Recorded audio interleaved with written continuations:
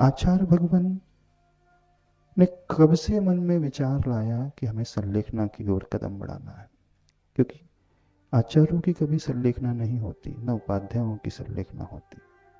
संलेखना होती है हमेशा साधुओं की, क्योंकि आचार्य अथवा उपाध्याय एक पद होता है, एक जिम्मेदारी होती है। तो जहां जिम्मेदारी रहेगी वहां वो पूर्ण रूप से निर्विकल्पता नहीं आती। लेकिन आचार्य भगवान की एक सबसे महती विशेषता थी, वे आचार्य होते हुए भी जब वो सामायिक करते थे तो वो साधु बन जाते थे। सामायिक की अवस्था में वो मुनि के रूप में साधना करते थे।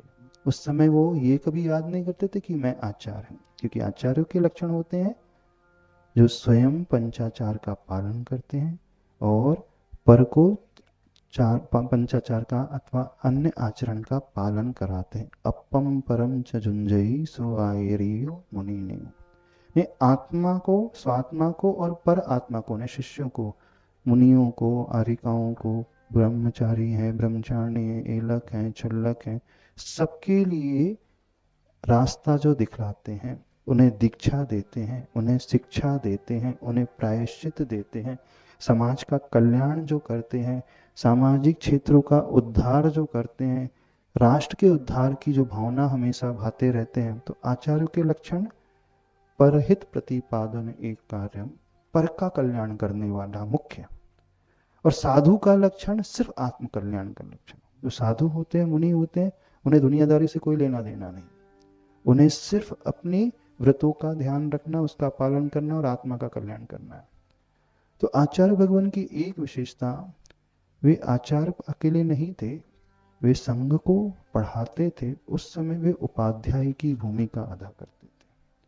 सठखंडागम जैसे ग्रंथ, धवला के ग्रंथ, जय धवला ग्रंथ, महाबंध आदि ग्रंथ, सिद्धांत ग्रंथ, छोटे से लेकर बड़ों को हर एक को आचार्य भगवान ने अध्ययन कराया। संस्कृत व्याकरण से लेकर अध्यात्म से लेकर सब शिष्यों को अध्ययन कराया। तो वो उस समय कौन हो जाते थे? उपाध्याय परमेष्ठी हो जाते थे। और जैसे ही वह सामायिक में बैठते थे उस समय वो साधु परमेष्ठी हो जाते थे। सामायिक से उतर करके जब वो व्यवहार में आते थे, उस समय जब संघ का संचालन करते थे, समाज को निर्देशित करते थे, दिशा निर्देश देते थे, चाहे तीर्थ निर्माण की बात हो, चाहे सामाजिक उद्धार के कार्य की बात हो, उस समय वे आचार्य की भूमिका में आ जाते थे। जब प्रायश्चित देना है शिष्यों को, उस समय वो आचार्य की भूमिका में। तो उनकी उस क्वालिटी को देख करके, और ये क्वालिटी उनकी ऐसा नहीं कि अभी अभी की है, जब 1975 में वो विहार करते हुए इस बुंदेलखंड की धरा की ओर आए, उस समय बहुत बड़े बड़े विद्वान होते, सिद्धांत को जानने वाले। एक विद्वान हुए पंडित कैलाश चंद जी शास्त्री। उन्होंने लिखा, पहले मैं जब नमोकार मंत्र पढ़ता था तो नमो आयरियाणम, नमो वज्रायणम, नमो लोई सब साउडम, इन 3 पदों में मैं किसी का ध्यान, किसी का चिंतन अच्छे से कर ही नहीं पाता था, क्योंकि मुझे मिलता ही नहीं था कौन है ऐसे महान आचार्य, कौन है ऐसे उपाध्याय परमेष्ठी जो संघ को पढ़ाते हैं, कौन से ऐसे मुनिराज हैं, साधु परमेष्ठी जो आत्मा के ध्यान में लगे रहते हैं। जब वो आचार्य भगवान के निकट आए, आचार्य भगवान की चर्या को उन्होंने देखा, बारीकी से निरीक्षण किया, तो उन्होंने लिखा, अब मैं जब नमोकार मंत्र का ध्यान करता हूँ तो नमो आयरियाणम पद में मुझे सिर्फ आचार्य भगवान दिखते हैं। जब नमो वज्रायणम मैं कहता हूँ, जाप देता हूँ, तो आचार्य भगवान संघ को पढ़ाते हुए दिखते हैं। और जब नमो लोई सब साउडम मैं कहता हूँ, उस समय सामायिक मुद्रा में अथवा ध्यानस्थ मुद्रा में, क्योंकि जब आचार्य भगवान अष्टमी, चौदस आदि बीच बीच में लंबे लंबे उपवास करते थे, तो उन उपवास के दिनों में 1 घंटे 2 घंटे नहीं, 32, 36, 36 घंटे, 72 घंटे तक एक ही आसन में बैठे रहते थे ध्यान में, ऐसे जैसे चतुर्थ काल में साधु बैठते थे वैसे। तो उनकी उस साधना को देख करके क्या धारणा बनाई? साधु परमेष्ठी में भी आचार्य भगवान, उपाध्याय में भी और आचार्य परमेष्ठी में भी। तो आचार्य भगवान एक ऐसी वर्साटाइल पर्सनालिटी थी, वो तीनों ही भूमिका का निर्वाह बड़े अच्छे से करते थे। ऐसा होना बहुत दुर्लभ होता है। संसार में क्या होता है, जब कोई व्यक्ति किसी पद पर आ जाता है, उसे पावर मिल जाता है, तो धीरे धीरे वह स्वामित्व बुद्धि और कर्तृत्व बुद्धि की ओर आने लगता है। उसको अहम का भाव धीरे धीरे छूने लगता है। लेकिन बात तो तब है जब हमारे पास सारा पावर हो, सारी पद की प्रतिष्ठा हो, सारी अनुकूलता हो, दुनिया हमें मानती हो और उसी रूप में, आचार रूप में देखती हो, लेकिन हम अंदर से निर्लिप्त बने रहें, अर्थात उससे हम डिटैच रहें पूरे तरीके से। जो इतना निष्प्रह होता है वही बहुत दुर्लभ होता है। तो आचार्य भगवान बाहर से आचार्य परमेष्टि, लेकिन भीतर से एक साधु परमेष्टि की भांति रहते थे। एक प्रसंग है, जब हम लोग आचार्य भगवान के साथ दम कुंडलपुर में थे, गर्मी के समय 2009 के आसपास की बात है, 30 जून को अथवा आषाढ़ शुक्ला पंचमी को आचार्य भगवान का मुनि दीक्षा दिवस आता है। उस समय गर्मी के समय 30 जून थी, आहार बेला के समय आचार्य भगवान शुद्धि कर रहे थे। वहीं पर निर्यापक मुनि श्री संभव सागर जी थे, वो शुद्धि करा रहे थे। उनके पास आकर के उस समय कुंडलपुर कमेटी के अध्यक्ष संतोष सिंह जी थे, वो कहते हैं आज 30 जून है। तो महाराज जी आचार्य भगवान से कहते हैं आचार्य श्री आज 30 जून है। तो आचार्य श्री ने पूछा क्या हुआ 30 जून है? तो बोले नहीं, आज जो है मुनि विद्यासागर जी का दीक्षा दिवस है। तो देख ध्यान से सुना, आज उस समय आचार्य भगवान ने क्या कहा, बोले मैं मुनि रह ही कब पाया। क्या उन्होंने कहा? मैं मुनि रह ही कितना पाया, मुझ पर तो एक जिम्मेदारी का बोझ डाल दिया गया, न चाहते हुए भी गुरु की आज्ञा के फलस्वरूप, गुरु दक्षिणा के फलस्वरूप मुझे आचार्य पद पर बैठा दिया गया। हम ये बात इसलिए कह रहे हैं, उनकी निष्प्रहता और निर्लिप्तता। तो जो उन्होंने कहा कि मैं मुनि रह ही कब पाया, इसका अर्थ है वे आचार्य बनना नहीं चाहते थे, रहना तो मुनि ही चाहते थे, तो वो पद उन्हें बार बार खलता था। तो ये उसे ही हो सकता है जो पूर्ण रूप से डिटैच रहता। तो हम ये बात कह रहे हैं समाधि के लिए कि समाधि उसकी होती है जो इस प्रकार से अंतरंग से निर्लिप्त रहता है, वो जो साधु की भूमिका में होता है। तो ये आचार्य भगवान का गण पोषण और आत्म संस्कार काल चल रहा था। धीरे धीरे समय बीतता गया। 2014 की बात है, जब हम लोग रामटेक में थे। उस समय तक हम आचार्य भगवान के संग में ही थे। तो ध्यान से सुनना जो बात बता रहे। आचार्य भगवान ने हम लोगों को मार्च के महीने में 11 मार्च 2014 को बुलाया और बुलाने के बाद धीरे से कहा कि आपको और कुछ और महाराज जी को अब यहाँ से संघ से बाहर जाना है। 10 वर्ष आपको रहते रहते साथ हो गए हैं, हमने आपके लिए, सबके लिए पर्याप्त दिया है। अब हम ये चाहते हैं जब बेटा बड़ा हो जाता है तो उसका भी कर्तव्य होता है कि वह अपने पैरों पे खड़े हो जाए और दूसरों के लिए सब कुछ प्रदान करे। आप लोग धर्म प्रभावना अच्छे से जा कर के करें। ये मंगलवार की बात थी, 2014 11 मार्च। आचार्य भगवान धीरे धीरे समझा रहे थे। बोले जब संग बढ़ता है तो गुरु जो होते हैं अन्य नए शिष्यों को एंटर कराने के लिए पुराने शिष्यों को बाहर भेजते हैं, और अकेले नहीं भेजते, उनके साथ 2-3 साधर्मी को और जोड़ देते हैं, और जो उनमें बड़े होते हैं वो उनका निर्वाहन कराते हैं, अर्थात निर्यापक की भूमिका जैसे निभाते हैं। प्रवचन सार चारित्र चूलिका ग्रंथ में जो बात आती है, शेषा निज्जावगो समना ने, उस समय उन्होंने यह कह करके हमें मुनि श्री विशाल सागर धवल सागर जी को संघ से अलग विदिशा की ओर भेजा था। अब ध्यान से सुनना, आचार्य भगवान की जागृति कब से उनकी समाधि की तैयारी थी। आचार्य भगवान शुरू से डे वन से ही चाहते नहीं थे पद को, लेकिन उस भार का वो निर्वहन कर रहे थे। 2014 में जब विदिशा में आचार्य भगवान चतुर्मास कर रहे थे, उस समय उन्होंने मुनि श्री संभव सागर जी को बुला करके कहा कि पूज्यवर समय सागर महाराज जी के लिए एक ग्रंथ देना है, और वो ग्रंथ था प्रायश्चित ग्रंथ। इन्हें पढ़ने के लिए उन्हें देना है। इसका अर्थ क्या है? वह अपनी जिम्मेदारी को अब बांटना चाह रहे थे, स्वयं जिम्मेदारी से मुक्त होना चाह रहे थे। ये बात अलग है, पूज्यवर समय सागर महाराज जी ने उस समय उसे निषेध कर दिया, नहीं हम अभी नहीं पढ़ेंगे, उसने वापस भेज दिया। तो गुरुदेव के मन में जो बात शुरू हो गई थी 2014 से, कौन सी बात शुरू हो गई थी?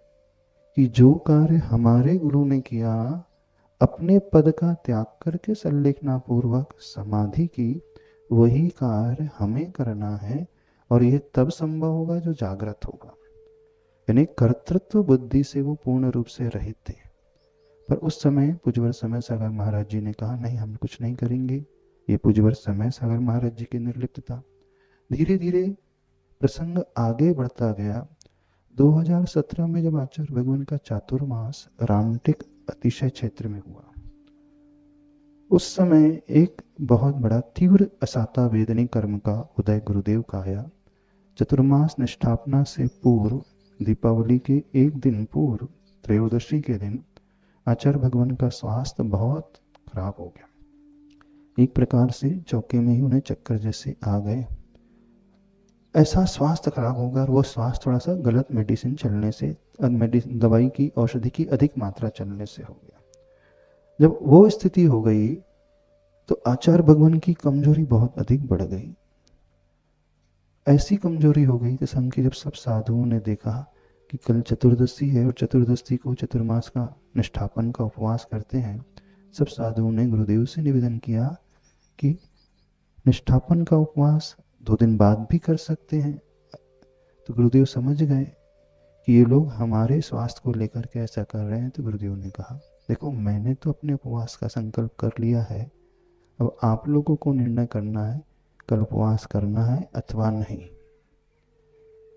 जबकि उनको बहुत अधिक कमजोरी, चक्कर जैसे आ रहे थे, हिम्मत बिल्कुल नहीं थी, पर हम उस जागृति को बता रहे हैं कि वो इतने अलर्ट थे कि उपवास कर लिया, इतनी कमजोरी में भी उपवास कर लिया।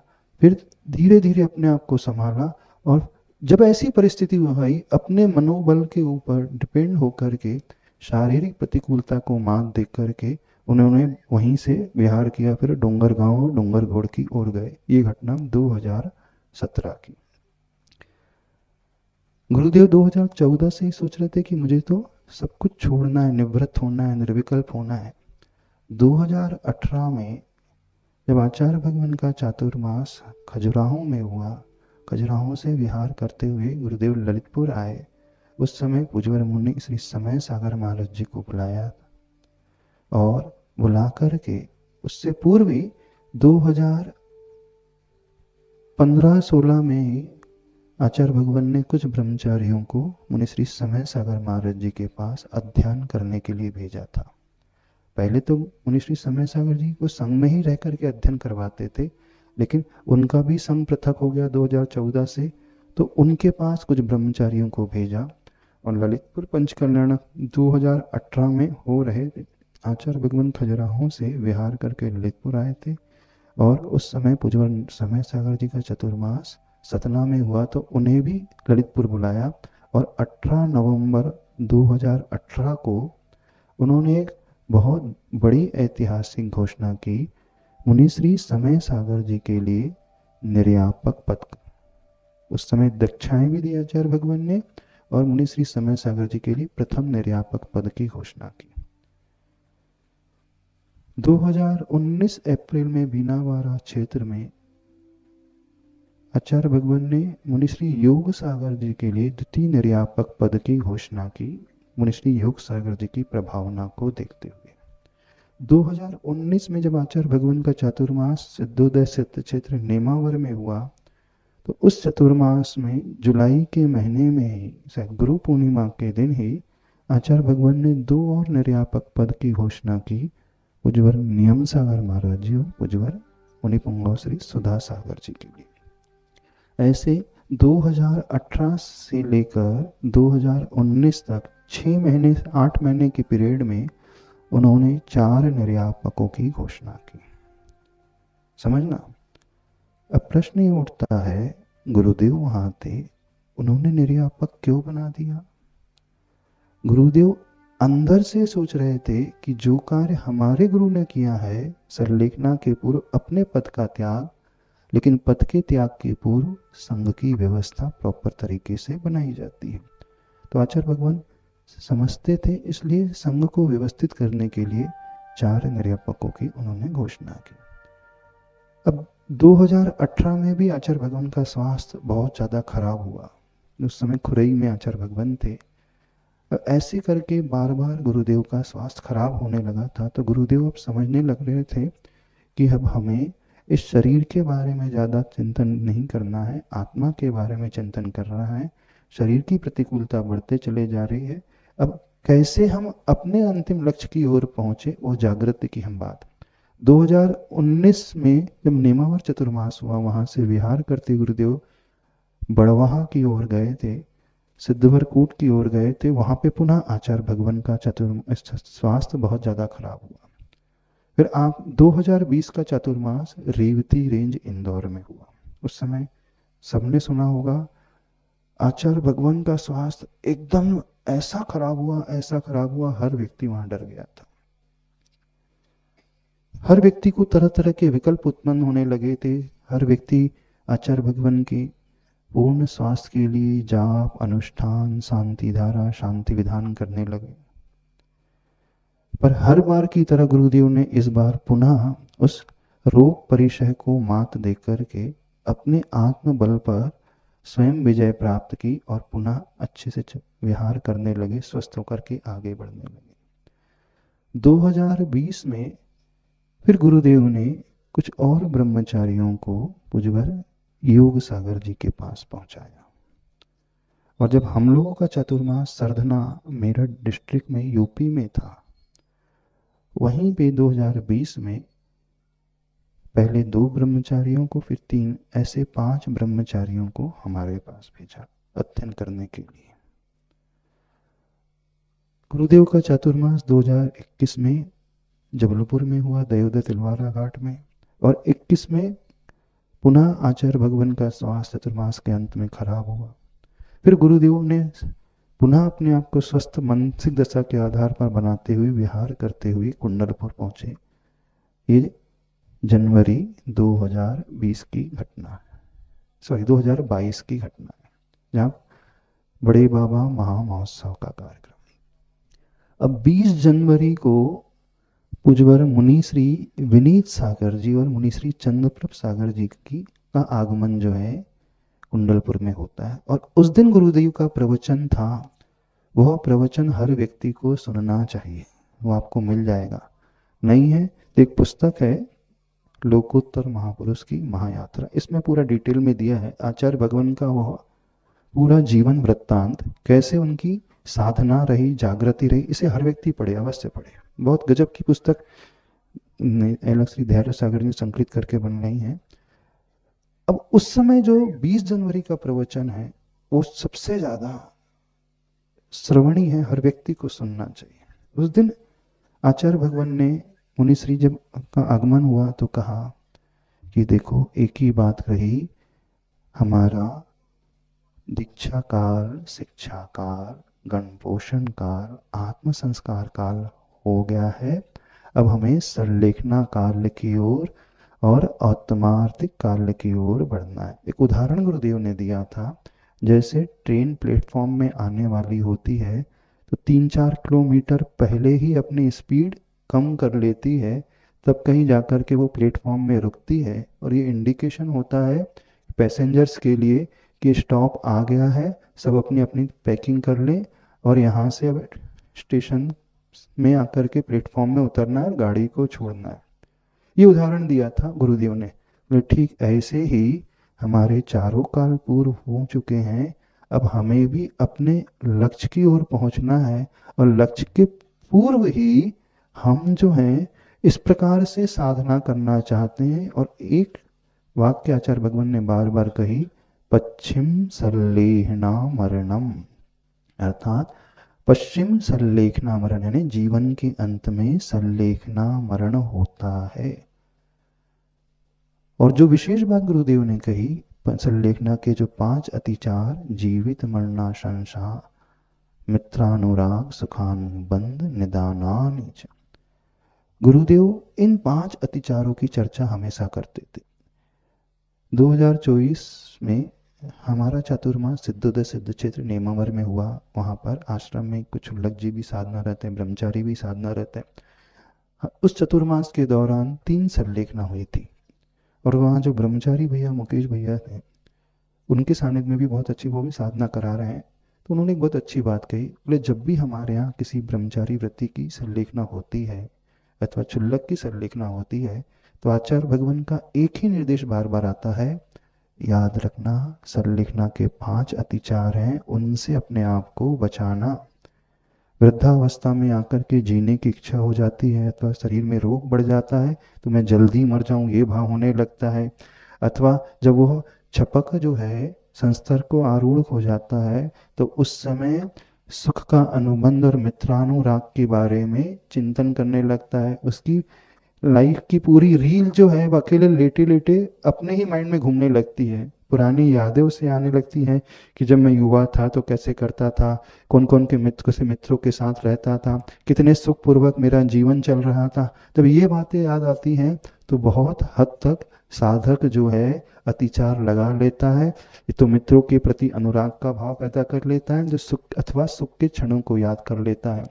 और एक सबसे अंतिम जो खतरनाक बात होती है, वो आगामी काल के लिए निदान बंद की भावना भा लेता है। तो आचार्य भगवान ने कहा था, ये जागृति हर एक व्यक्ति को, हर एक छपक को, हर एक साधक को रखना चाहिए, क्योंकि हम जो मोक्ष मार्ग में बढ़े हैं आत्म कल्याण और सल्लेखना के लिए, तो किसी भी तरह का अतिचार हमसे न लगे। देखिए उस समय की हम बात कर रहे हैं, ये 2022 की बात है।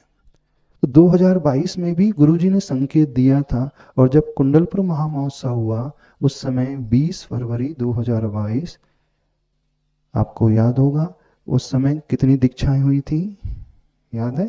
18 दीक्षा हुई थी। और फिर वहां पर उन्होंने 6 निर्यापकों की घोषणा और की थी। और उस घोषणा के पश्चात आचार्य भगवान ने कहा था कि हम अब संघ को पूर्ण व्यवस्थित करते चले जा रहे हैं, सबको जिम्मेदारी बांटते चले जा रहे हैं, और हम पूर्ण रूप से निवृत्त होना शुरू कर रहे हैं। यानी सल्लेखना एक दिन की नहीं होती है, सल्लेखना की प्लानिंग, यानी सल्लेखना काल कितना गजब का होता है कि कब से गुरुदेव की प्लानिंग है, 2014 से चल रही थी। तो वहां पे पुनः गुरुदेव का स्वास्थ्य खराब हुआ और वह अशुभ कर्म का उदय आया कि डोली से गुरुदेव को विहार करना पड़ा। और उस समय हम लोग का भी विहार कुंडलपुर से हुआ था, और हम लोग बीच रास्ते में पहुंचे ही थे कि बांदकपुर से संकेत मिला कि गुरुदेव उस ओर आ रहे हैं, और सब प्रथम फिर हम लोगों को भी डोली उठाने का सौभाग्य मिला था। तो गुरुदेव जी वहां से डोली में विहार करते हुए रहली पटनागंज की ओर गए, वहां पे ग्रीष्म अवकाश बिताया, और पुण्य का योग आया कि वहां स्वास्थ्य उनका अच्छा हुआ। और ऐसा अच्छा हुआ, अपने मनोबल के आधार पर वो पूर्ण स्वस्थ होकर फिर अपने पैरों से चल करके कहाँ गए थे, 700 किलोमीटर लंबा विहार करते हुए महाराष्ट्र की धरा शेरपुर अंतरिक्ष पार्श्वनाथ में आए थे। अब देखना, अंतरिक्ष पार्श्वनाथ में जब गुरुदेव का चातुर्मास 2022 का हुआ और हम लोगों का चातुर्मास शाहपुरा में हुआ, उस समय आचार्य भगवान ने ब्रह्मचारी महावीर भैया को हम लोगों के पास संघ में भेजा साधना करने के लिए। जब संकेत हमारे पास आया तो हमने कहा, गुरुदेव इतने बड़े बड़े मुनि महाराज हैं, हम तो बहुत छोटे हैं, हम कैसे संभाल लेंगे। आप आचार्य प्रवर समय नहीं, उस समय समय सागर महाराज जी, योग सागर महाराज जी, समता सागर महाराज जी, प्रमाण सागर जी, सुधा सागर महाराज जी सब थे, हमने सबके नाम ले लिए, उनके पास भेज दिए। तो वहां से ब्रह्मचारी भैया, विनय भैया कह रहे थे, आचार्य भगवान पीछे से कह रहे थे, यदि कोई सल्लेखना लेने के लिए आएगा तो क्या सल्लेखना नहीं कराओगे। तो फिर हमने कुछ नहीं कहा। तो फिर वहां से आचार्य भगवान ने सप्तम प्रतिमा को देकर महावीर भैया को भेजा और चतुर्मास पूर्ण हुआ। चतुर्मास पूर्ण होने के पूर्व, दीपावली के पूर्व ही संकेत आ गए कि दीपावली के दूसरे दिन ही आपको विहार करके शिरपुर आना है। तो हम लोग गए, सिरपुर पहुंच गए और सिरपुर में आपको याद है मुनि श्री उत्कर्ष सागर महाराज जी की दीक्षा हुई 20 दिसंबर 2022 के समय। अब वहां से गुरुदेव पुनः इतनी लंबा विहार करते हुए डोंगरगढ़ पहुंचे, अपने पैरों पर चल करके पहुंचे। अब चतुर्मास पूरा हुआ और पूरा होने के पश्चात फिर तिल्दा न्यूरा का पंचकालानक हुआ। फिर जनवरी से जो गुरुदेव का स्वास्थ्य बिगड़ना प्रारंभ हुआ, तो सारी घटनाक्रम इसमें लिखा हुआ, आप लोग पढ़ लेना और आप लोगों ने सुना ही होगा।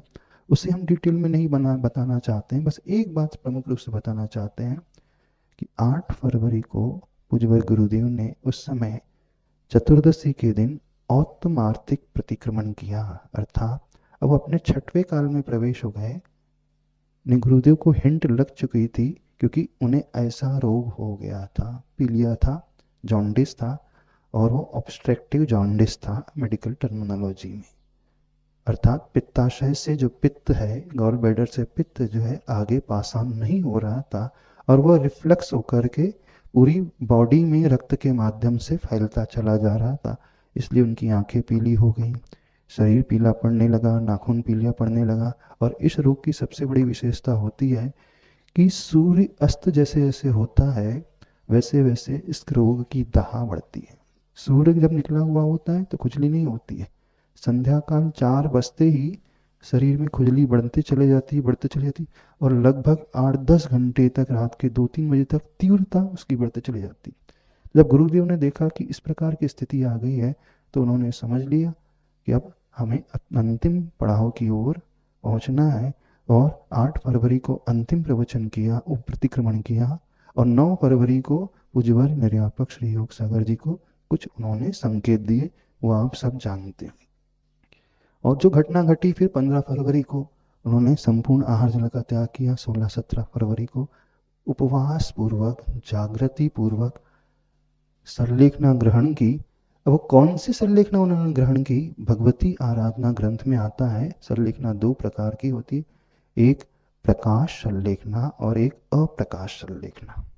अप्रकाश सरलेखना वो कहलाती है कि वो किसी भी प्रकार से हाईलाइट नहीं करता है, छपक किसी को बताता नहीं है, किसी के सामने प्रकाश में नहीं लेकर के आता। कि आचार्य भगवान जानते थे यदि हमने माइक से घोषणा कर दी तो सारे के सारे शिष्य जो हैं बिना आज्ञा के तुरंत यहाँ पर आ जाएंगी, लाखों की जनता वहाँ टूट पड़ेगी, वहाँ भगदड़ मच जाएगी, एक प्रकार का अलग ही माहौल हो जाएगा और उस भगदड़ में न जाने क्या कोई घटना दुर्घटना घट जाए तो कुछ कंट्रोल नहीं हो पाएगा। इसलिए गुरुदेव ने जो सरलेखना अपनाई मार्ग अप्रकाश सरलेखना, ने किसी से कोई डिक्लेयर नहीं किया। इवन संघ के जितने साधु थे, निरामय सागर जी, योग सागर जी, चंद्रप्रभ सागर जी, प्रसाद सागर जी, समता सागर जी, किसी से कोई डिक्लेरेशन नहीं किया, सिर्फ संकेत दिए थे 2 ने उपवास आदि के बाद हमारा सब कुछ। तो यानी अंतरंग में उन्हें सब कुछ ज्ञात था लेकिन दुनिया के सामने उन्होंने बिल्कुल नहीं बताया। और जैसे सरलेखना हुई पूरी डिटेल में फिर कभी बता देंगे क्या क्या उनके परिणाम हो, कैसे हुए। पर गुरुदेव की जो सरलेखना रही वो अप्रकाश सरलेखना